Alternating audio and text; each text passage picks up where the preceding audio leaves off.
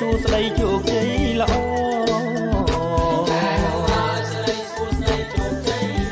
សម្រាប់បំផុតនៅពុទ្ធបរិទ្ធិបវរសេរីសួស្ដី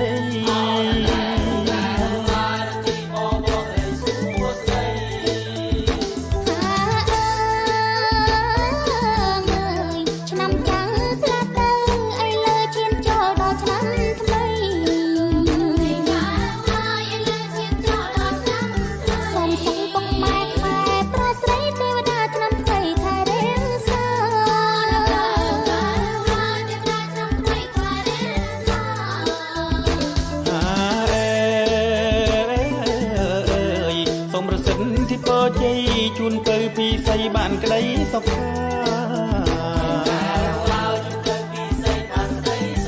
nămថ្មីចិនថ្មីល្អថ្លៃថ្លាកុំឲ្យសង្សារផ្លាំង